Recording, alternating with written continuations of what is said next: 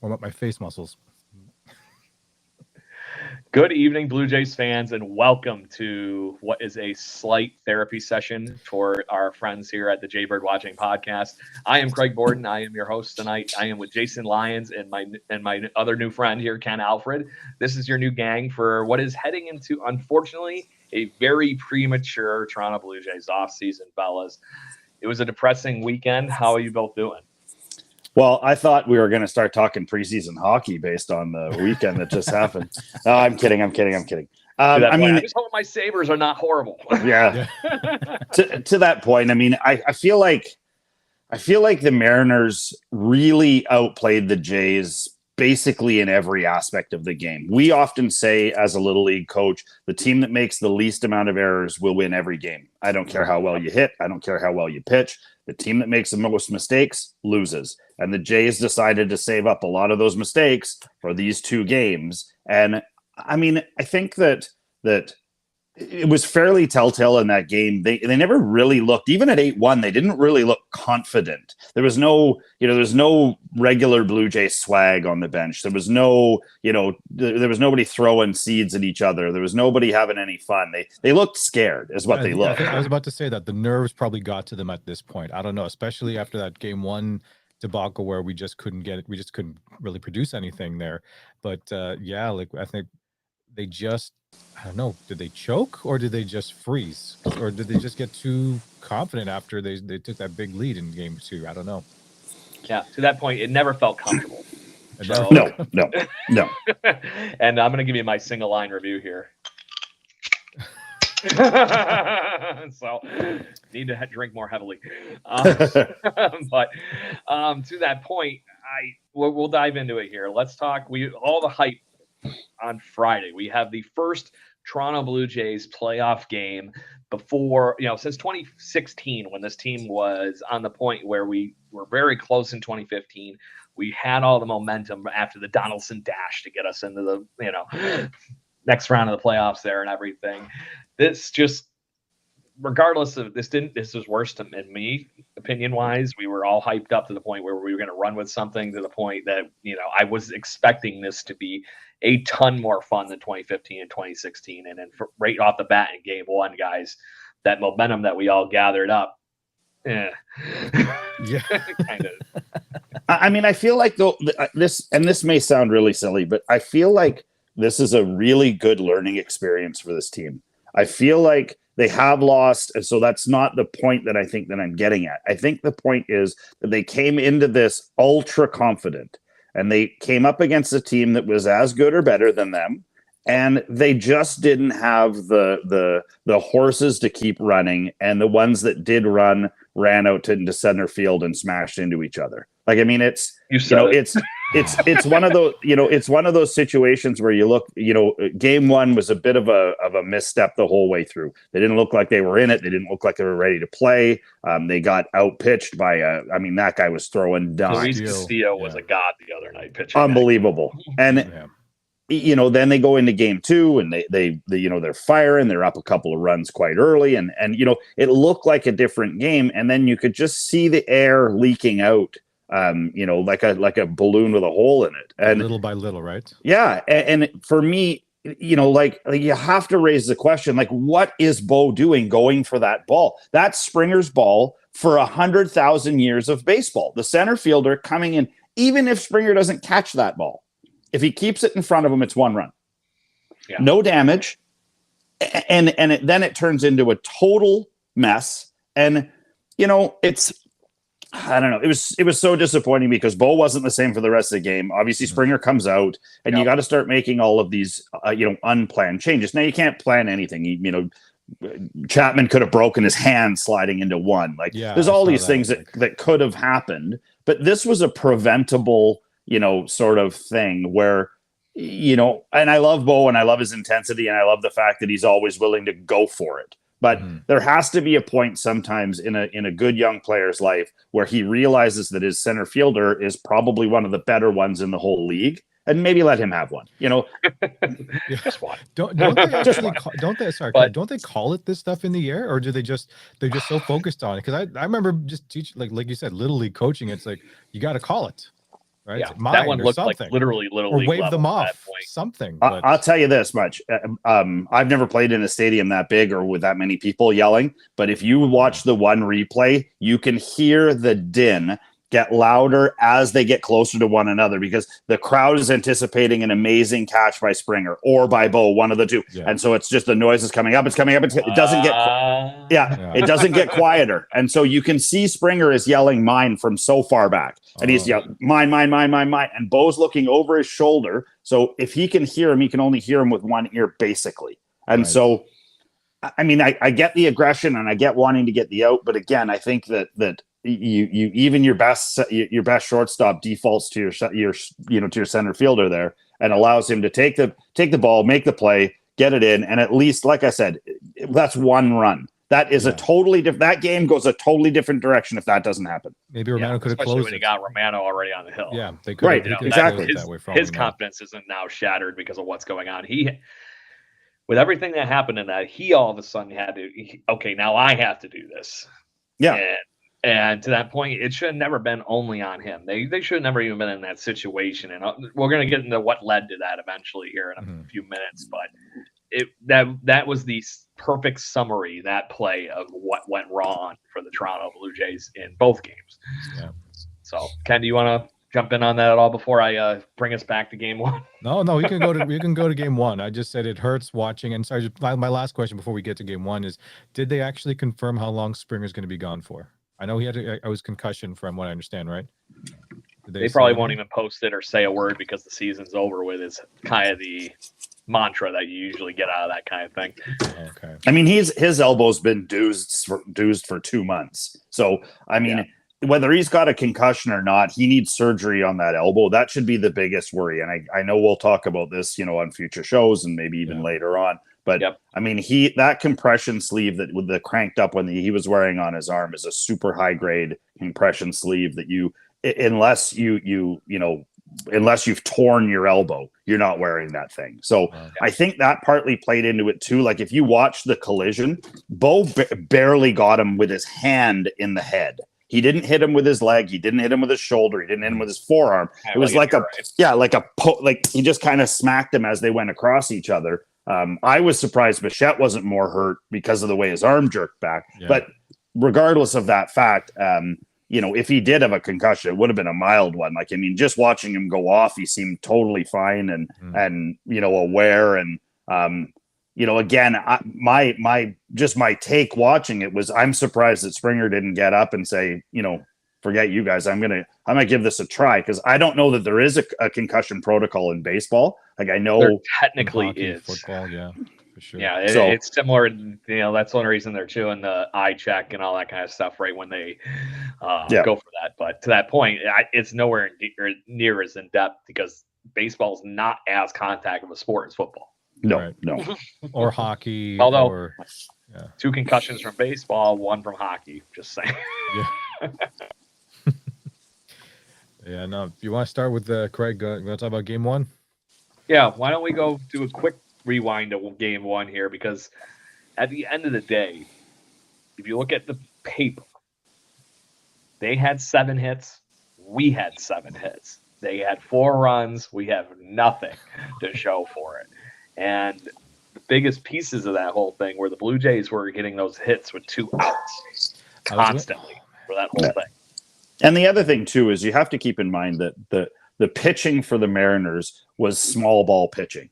Like those hits were little nubbers and Texas leaguers. Nobody hit a line drive to the wall. Yeah, one. So the rest were all, like just off the end of the bat, off the handle, off the this. Like he was Picassoing that paint, the plate, and that was all they could do. Like I'm surprised they didn't start bunting. Like when a guy is throwing that hard and that well, you've got to do something, anything. And I watched, and there's a lot of 12, 13 pitch at bats. And, when you're doing that, when you're getting that up that level, I mean, what did he throw? 105 pitches, 109 pitches, something like that? Like 108.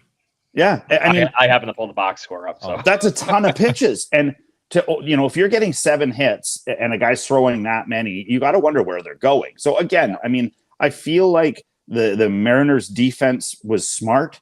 I think they pitch to the big bats really smart. Like, we try and teach our kids in Little League that if you are, if you know a guy's a big hitter and he's coming up, don't give him anything to hit. And anything you do hit, put as much junk on it as possible. You want it spinning and rotating and falling off and all this other stuff. So they never square it up on the barrel. And, it was hard for me to watch a professional baseball team get dissected like that. But it happens. I mean, we watched Verlander do it all year to other teams. We've watched Jake DeGrom. The Mariners tonight.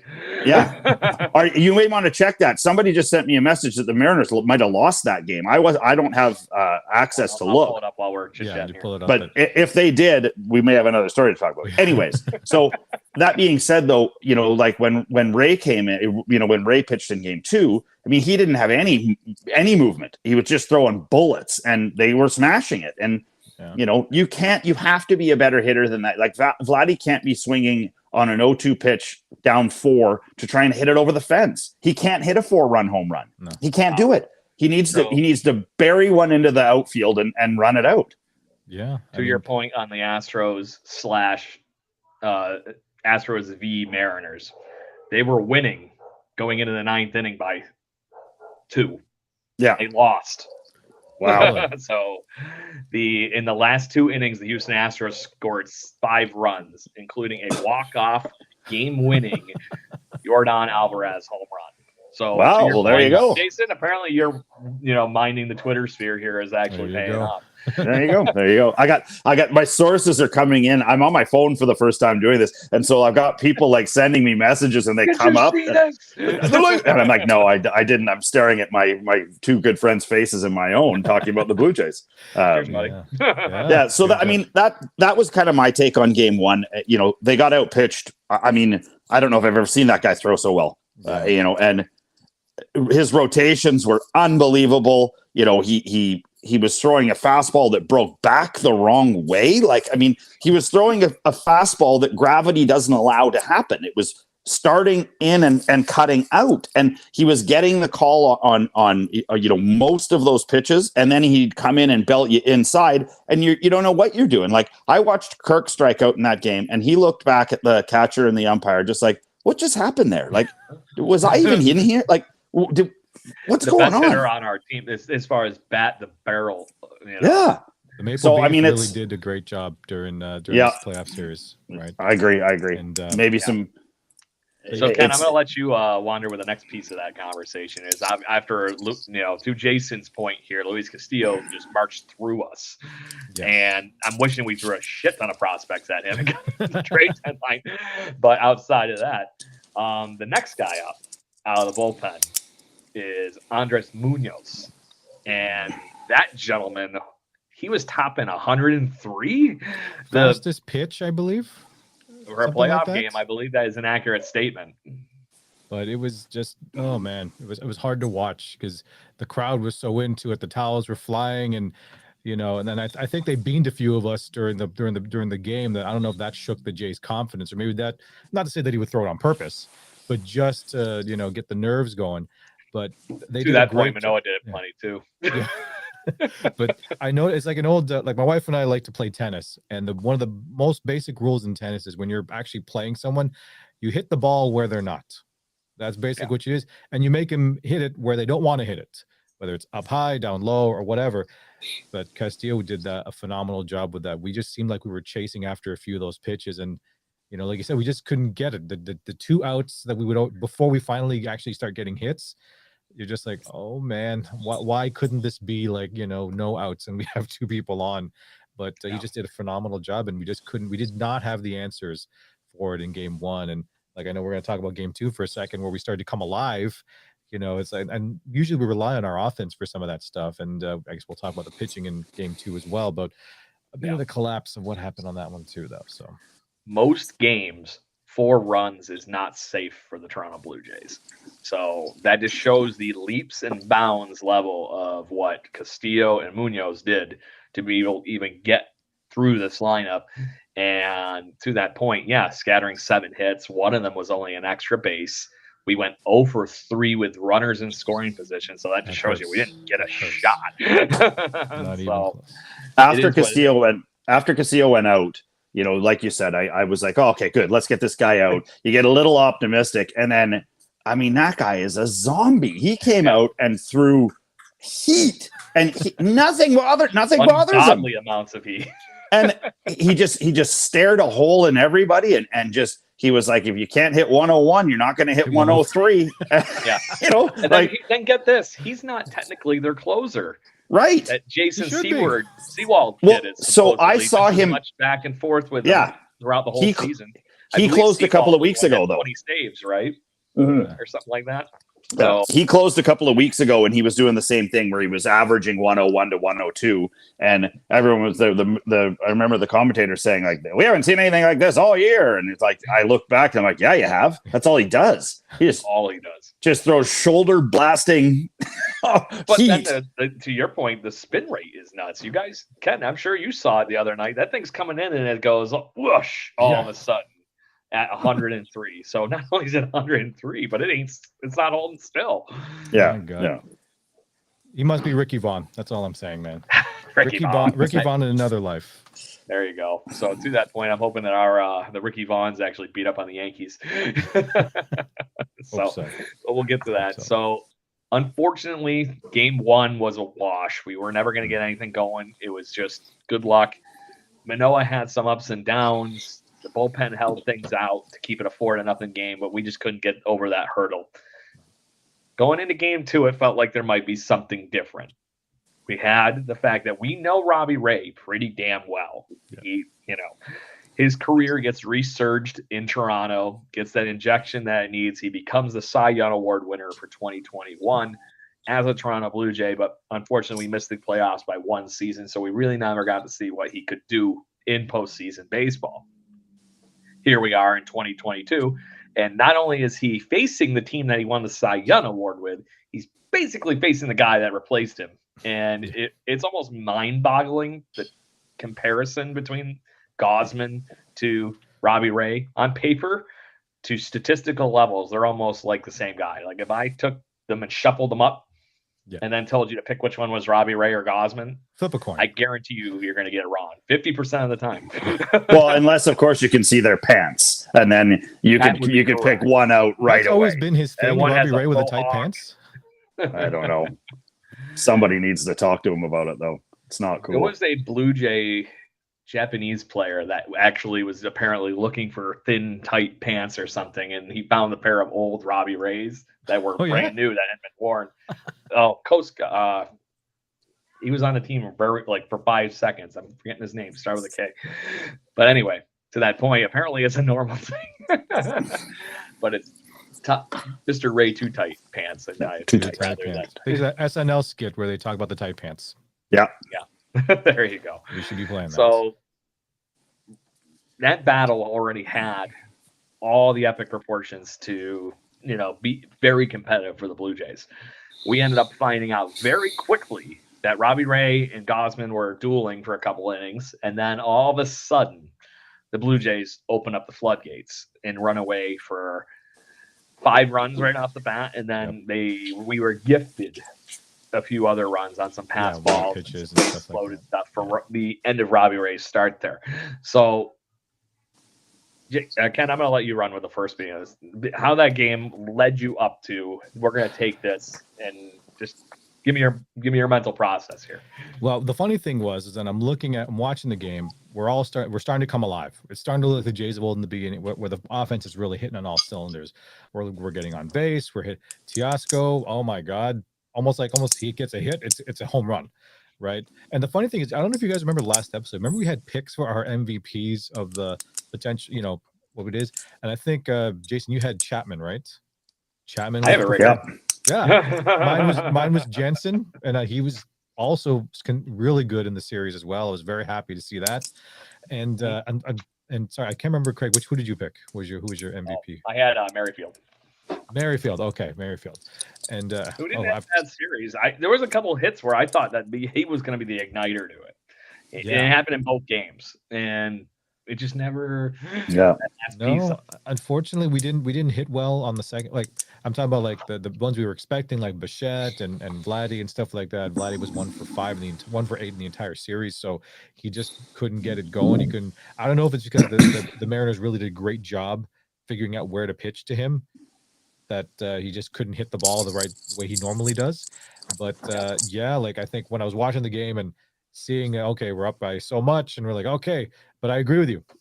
Even 8 runs, I'm not even satisfied yet. I'm like, we have to win by 10. Then I'll feel comfortable, because, like you said, It just never takes one felt inning. safe. Never felt safe.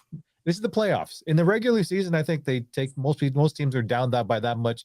They just take their foot off the gas, and there's okay, yeah, we'll get some pinch hitters in, maybe get some non-starters some playing time. But I think and Gossman was pitching a gem for the most part for the first part, right? Like 7 strikeouts, really, within the first few innings. And for some reason, once they replaced him, it's just we couldn't seem to hit the strike zone, or we seemed to throw the pitches where the Mariners wanted them to hit.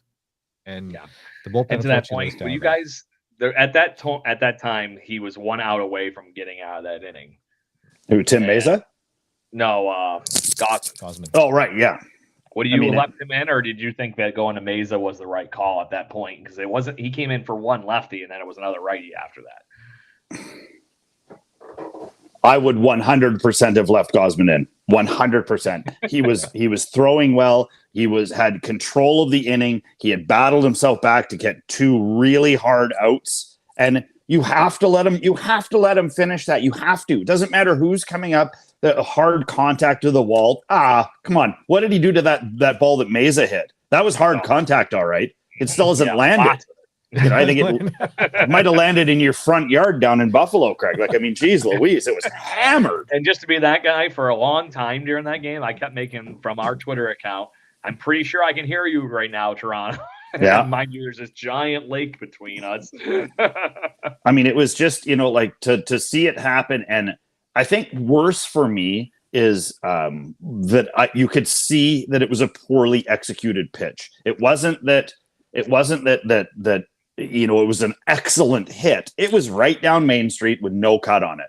And you hang one against 5 or 6 guys in that Mariners lineup, but I mean, anybody in the MLB, and you're going to pay for it. And, I felt like they were like the Jays were a bit like a kid who had poured some gasoline out and was flicking matches at it. And they were like, waiting for it to something to happen. And, we'll fix this over here. Now we're up a little bit. Like, I mean, that little spark. Don't worry about that little spark. And they didn't, like even the post game and stuff like that. No one seemed outraged. Like, I mean, I've like seen it expecting it.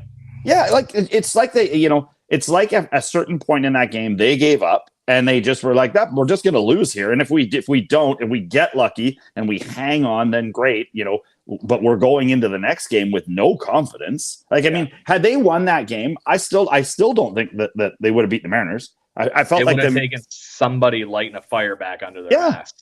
And hurry up and get together, because you also know we talked about this extensively on the pregame show and during the fan show that we did right the day before. Who pitches that game? Because it's still, to me, a complete toss-up, 50-50 of Ross Stripling or frickin' Jose Barrios.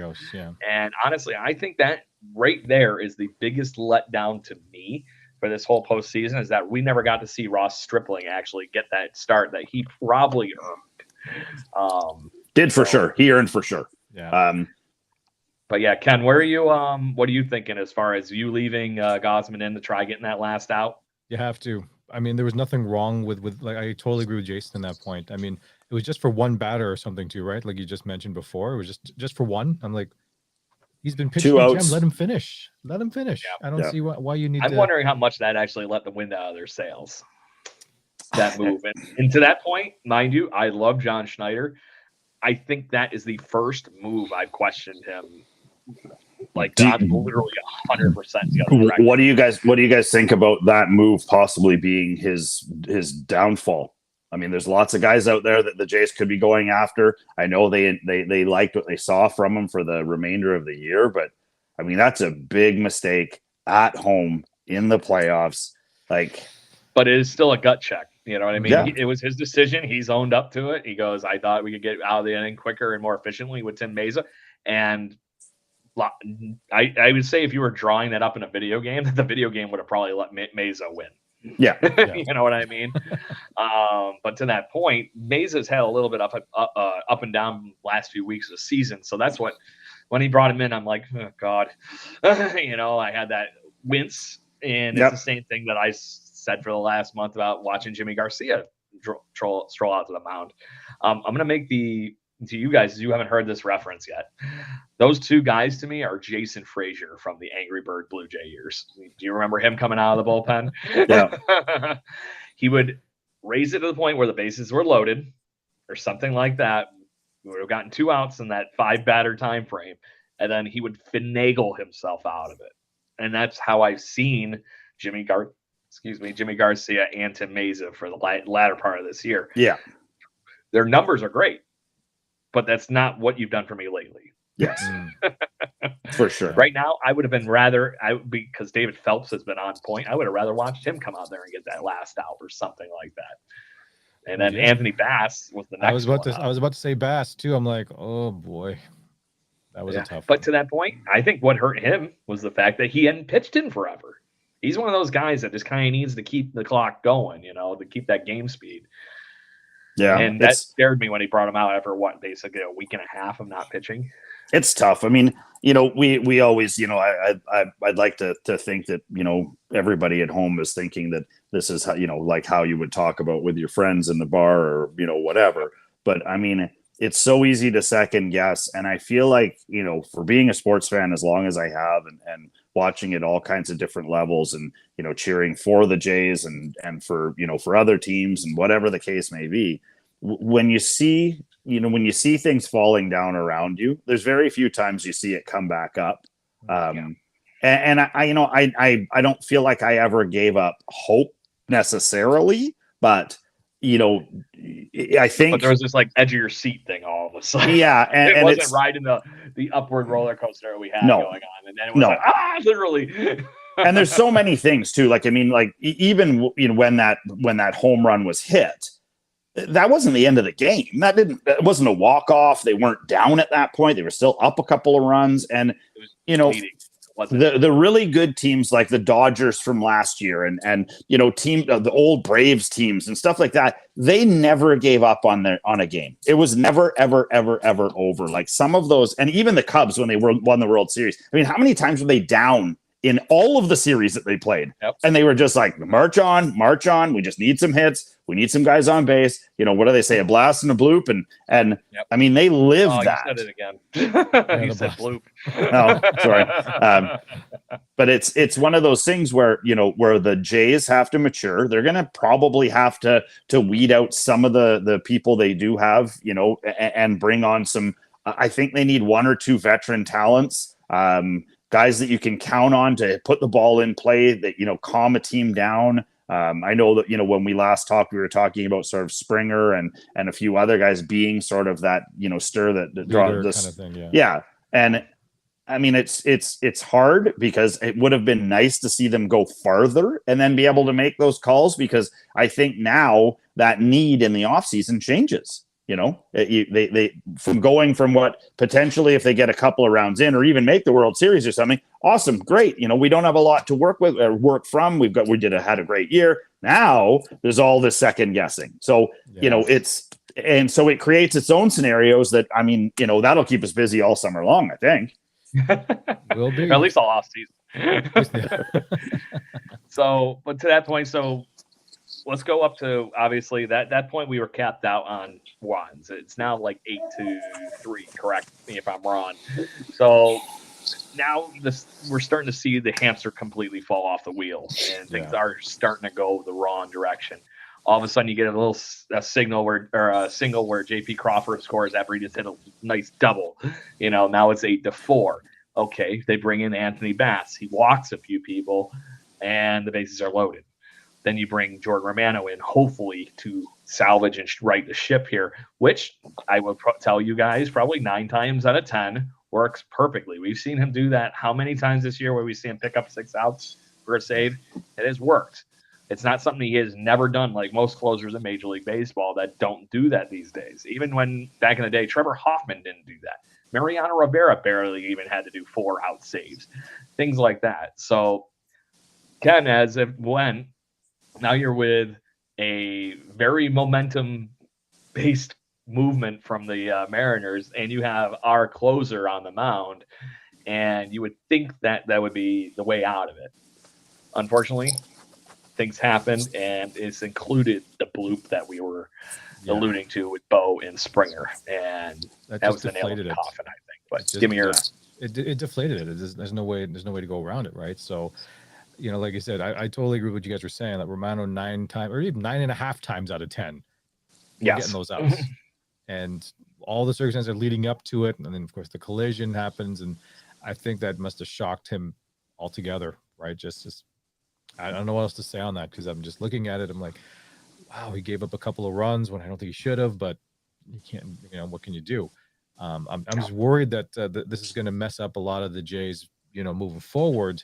I mean, obviously they'll get over it to an effect, but especially if we keep majority of these players for next season, I just hope that psychological thing of the memories of this series, especially for the players that were at that series, they don't start, thinking back, oh man, I remember that thing. Oh geez, I think we didn't perform well. I just hope they just get out of their own heads and just play the game like Jason was talking about, like the Dodgers before, where it's like, we're going to keep clawing as best we can. I don't care. We'll throw the kitchen sink. If that means the Toronto Maple Beef has to bunt just to get on base, so be it. Throw everything. Speaking of the movie Major League. Sorry. Yeah, I agree. I mean, I think that smart baseball is smart baseball. And I feel like the Jays had opportunities during that game to play smarter baseball, to change the course of both games by slowing things down, just being smarter. And they weren't. They were constantly just, ears pinned back, smashing forwards and hoping that, that would work. And Ken, to your point, when you in the regular season, you can do that. You can pin your ears back and, just keep smashing, and, they just scored 4.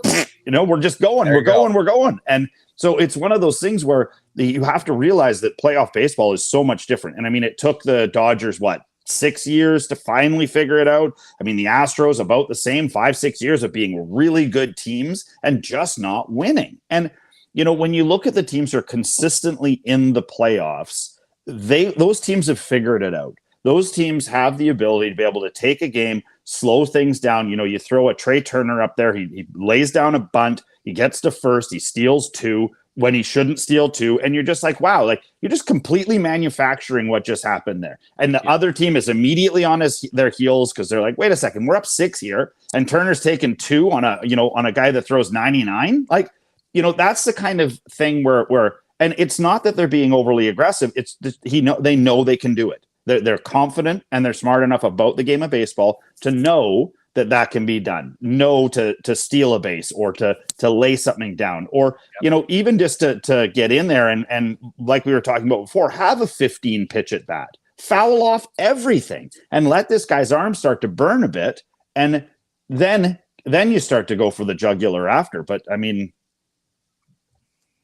yeah, but to that point, things ended up the way they are, and we ended up having a guy hit 2 home runs and carry the offense, literally had the curtain call in a losing effort, which is slightly embarrassing. Good for Teo, though. Yeah. I mean, good for Teo, because right now, honestly, there was some guys that showed up for this series, and he was definitely one of them. 100%. So, to that point, before we talk about how we go forward a little bit here, I want to make sure we do give those shout outs to people like Teo that actually did have good series. And Teoscar Hernandez is easily the offensive MVP of this. I think coming behind that, to Ken's point, Maple Beef and Alejandro Kirk. So it's one of the only ones that had hits in both games.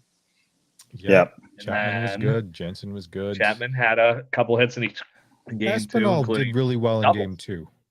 Espinal in game 2. That was very impressive for somebody like him coming in and being cold. Yeah, he's a heck of a baseball player.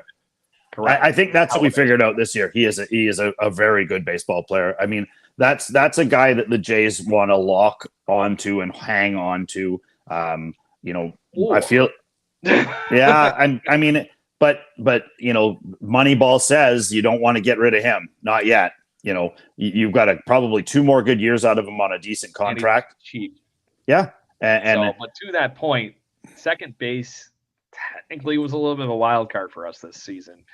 And this is where I wanted to steer the conversation to after we do the shout out. So pause.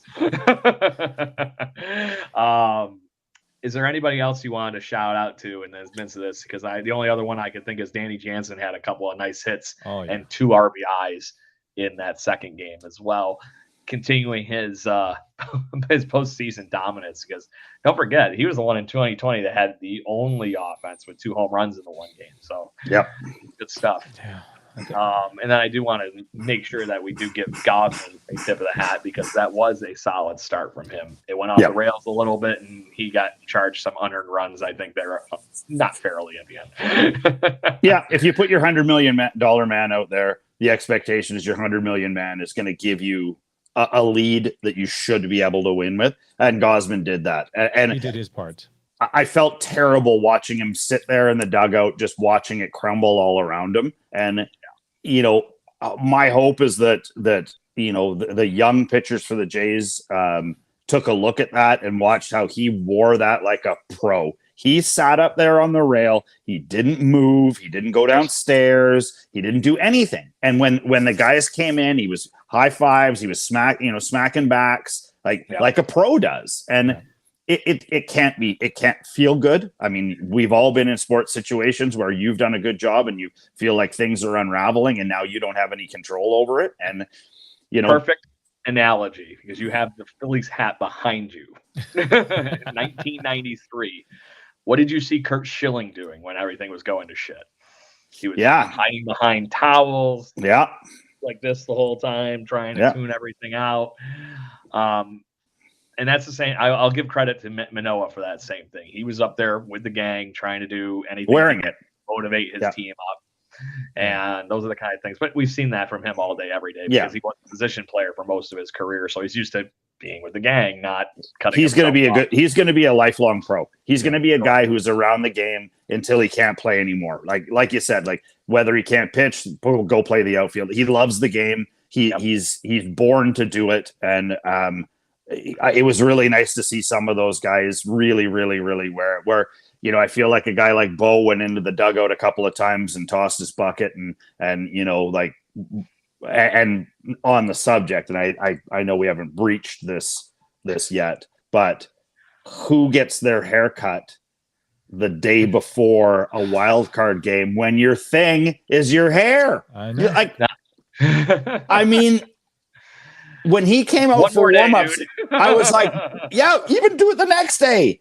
But when he came out, I was sitting with a buddy and he's like, did he get his hair cut? And we both looked at each other with this like terrified look on our face. And it's so interesting to think that actually had anything to do with the fact that the Jays lost. But it's like the playoff beard. Like you keep the beard until your team gets eliminated. Right. And I don't know. It's one of those things where he probably just went and did it, and didn't even think anything of it. Yeah, didn't think anything of it. And I mean, what? I'm curious though, as whoever suggested him to do that, I'm kind of curious if he's going to look at them and be like, really? Are you sure? Are you sure I should get a cut? Baseball movie, Bull Durham. You don't fuck with a winning streak. It was baseball little leaguers that are listening to this show. But watch that movie, you'll enjoy it. Yes, later on though. Later on, or just put a bleep out the stuff. Yeah, watch it on the MLB Network. It'll be all. Yeah, for sure. So, but to that point, guys, like I said, I wanted to talk about where we go from here. And you started by saying the wearing it ballpark here. This chip on their shoulder now is building bigger and bigger and bigger. They only have a few free agents in the off season here. They're going to hopefully lock up some of these guys. I think the conversation of if Bo Bichette is really going to be a solid major leaguer and be consistent at the major league level, I think he just shut everybody right the heck up at the end of the season here in September, because he once again led the league in the American League anyway in hits. He's done that 2 years in a row. Yeah. That is a resume builder. Just saying. Yeah. Yeah. And I'm looking the guy forward that to did seeing that before him, oddly enough, is his current second base counterpart in Whit Merrifield.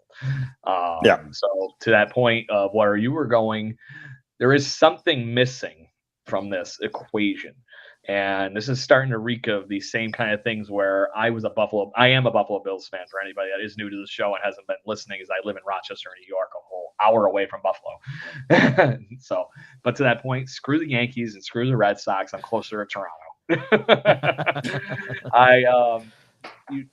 Those teams are always missing one piece to take them over the edge.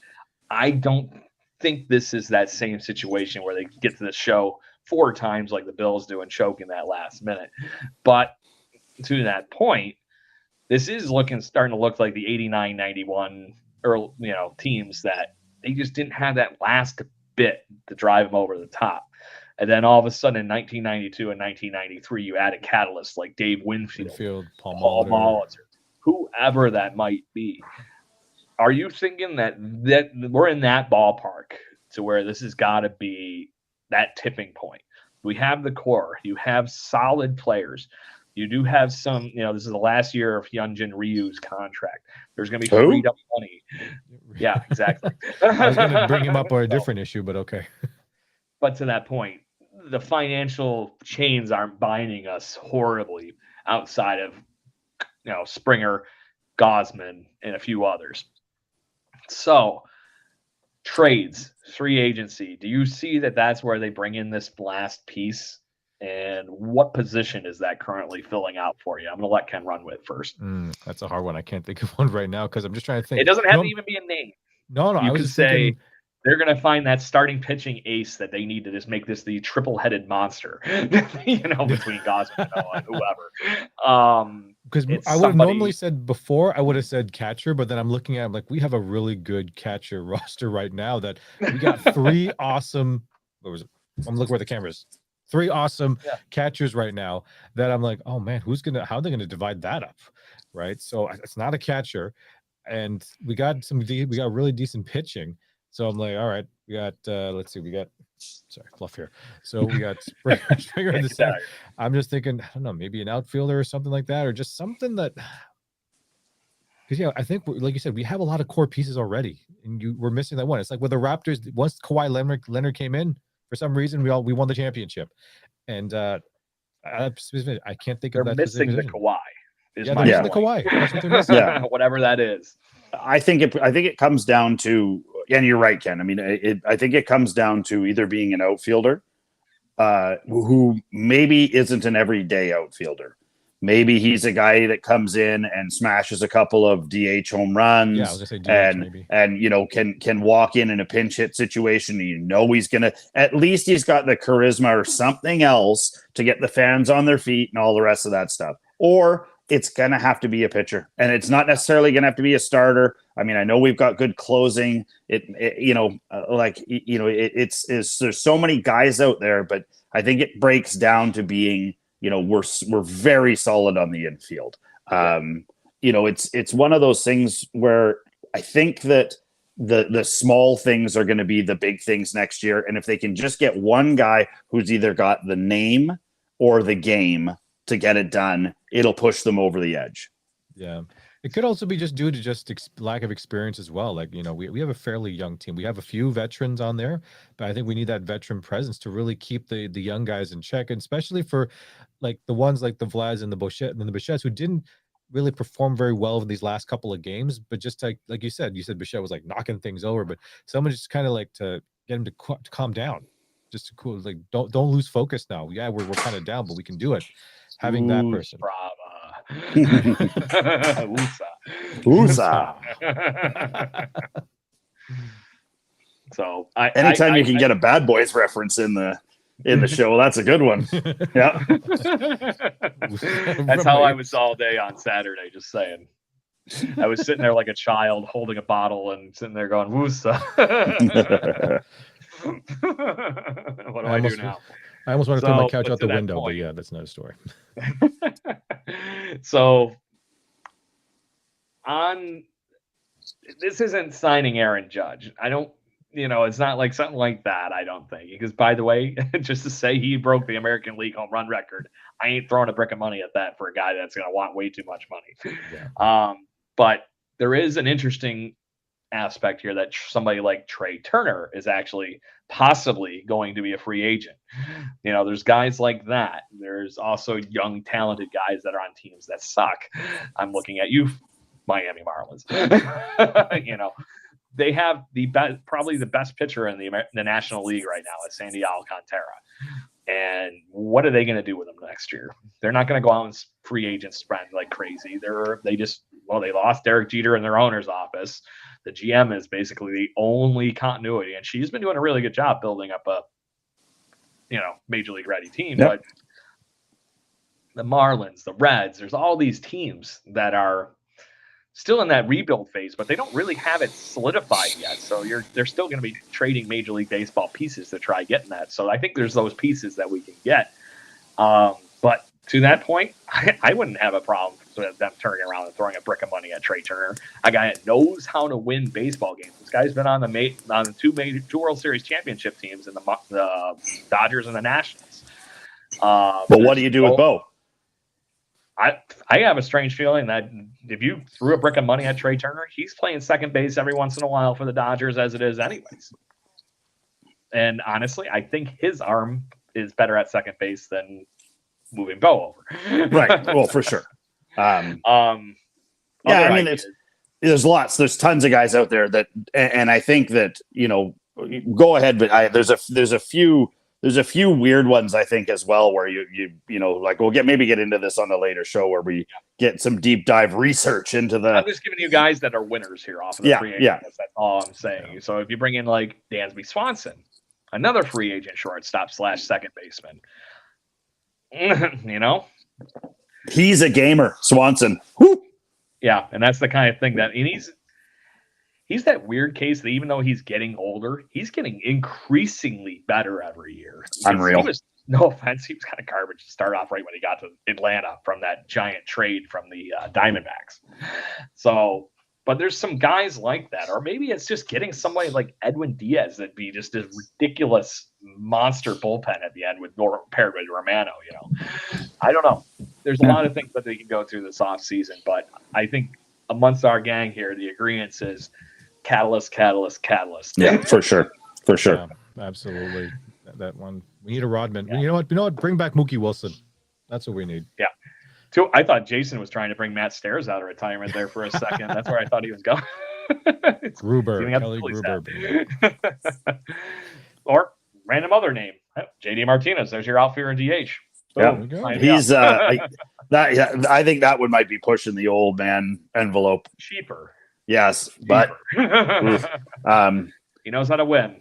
So looking forward into the next sets of series, you guys want to run it down quick? Who we think we're gonna who your picks are? There. Yep. So left in the Major League Baseball playoff bracket, got Yankees, Guardians. I almost said the other word. And then we have the Houston Astros versus the Seattle Mariners, Philadelphia Phillies versus the Atlanta Braves, and then we have the San Diego Padres doing the California battle against the Los Angeles Dodgers. Jason, you want to tell me what you're thinking for Cleveland, New York? Let's run it down quick. Heart says Guardians. Everything says Guardians. I hope they give them everything they've got. I hope they just throw, to your point, Ken, throw the kitchen sink at them. The Guardians are a good team. They can beat the Yankees. If they Mariner the Yankees, they'll beat them. If they stay calm, if they just keep hitting the baseball, they'll beat them. That pitching staff is a hard press for the Yankees' lack of offense. Yeah. And whatnot. Ken, what are you thinking? Between the Yankees and the Guardians, or are we talking about it? Just didn't. Okay. Yes. No, I'm with Jason. Heart's in it for the Guardians. There you go. How about we thinking Mariners / Astros? Well, even though they're up 1, I think I'm going to stick with Houston. I think they're too strong. Monster bats, top 1 to 9. Point came back with 5 runs in 2 innings tonight. You can't hang anything against them. They'll put it into the seats. And even though they're cheaters, I think they're a very good baseball team. And That aside, I think they'll beat the Mariners. It looks like it's going to be a good series, though. Yeah. Ken? Yeah, like as much as I think, like Jason's right, I think that Houston's probably is. I expect Houston to win. I want Seattle to win because I just like to think as the Jays, we lost to the World Series champions. So I'm going to cheer for Seattle, but I expect Houston to win. If it ends up being if the Guardians and the Mariners squeak by the top seed, teams there, it's going to be interesting to see. If that would be a fun series with the two of them, two young resurgent teams that probably had no real business being in that equation. Right. So that found enough to put it together. And I will say that bullpen for the Mariners is going to give the Astros crazy hitters a hard time. Yep. Yeah. All right. Quick, Phillies and Braves. I got to go with the Phillies. Deep down, way down. My favorite baseball player of all time is Mike Schmidt. The mustache plays. So I'm taking the Phillies. They looked good coming into this. Their defense is solid. They don't need to hit the ball because you can't hit it against them. So I'll take the Phillies.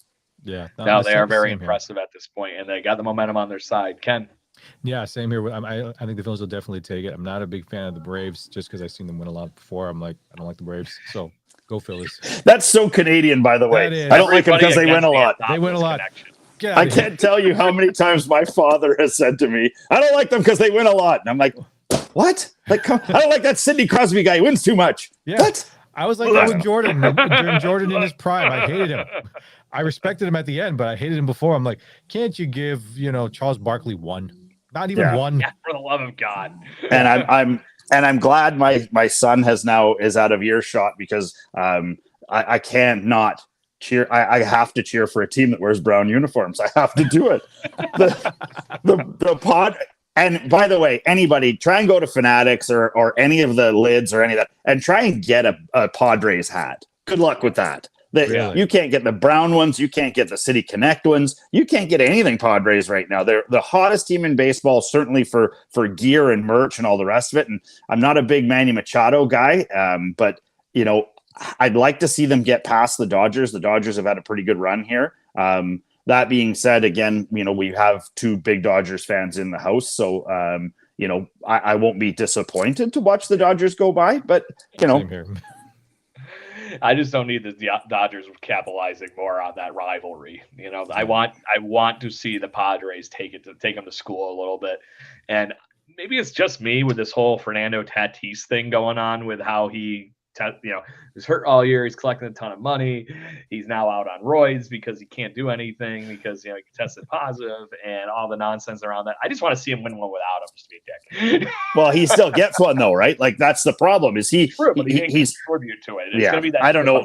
I don't know if a guy like that cares. It's interesting you would bring him up because I don't even regard him as being part of the team right now. I mean, for a guy who, my kids both look up to, to have that happen knowingly and just to be so arrogant about it. And it's like, you know what, dude, you were a mediocre shortstop to start with. Go play in the outfield because you make too many mistakes. Oh, you're not that great out there either. Oh, yeah. Now you can't. But he's not hitting home runs every time. He was hitting home runs like they were second nature, but now he's not. And he's not as fast. I don't know if I've seen a baseball player's career peak as early as his, based on the fact that what next year brings on that argument. Right. It's going to be after, I think, 20 games or something. So he'll report to spring training. Yeah. Yeah. He's going to be back in that lineup because they're paying him a ton of money. So they're going to try it. And then I have a strange feeling in a very soon to not so distant future, they're going to be eating their words a little bit. And they're going to wish they paid Juan Soto all that money. Hey, boys, I hate to do this to you, but are we done? We're done. I got can I do my quick shout outs? I got a small emergency happening at the homestead. So it's nothing major. Nothing major. Ric Flair, and I'll do the sign off after we get you out of here. Woo! Let's go. Check out Lynn Valley Little League. So, Blue Jays fans, Make sure you find us wherever you can get your podcast pleasures from. We were your therapy session for this evening. We will be here with you all off season to talk all things Blue Jays baseball here. Make sure you join us on the live chats on YouTube, because apparently that's what works with our new fun here. And to that point, make sure you check us out on Spotify, Apple, whatever you get your podcasting pleasures from. And we'll see you next week. Let's go, Guardians. Woo!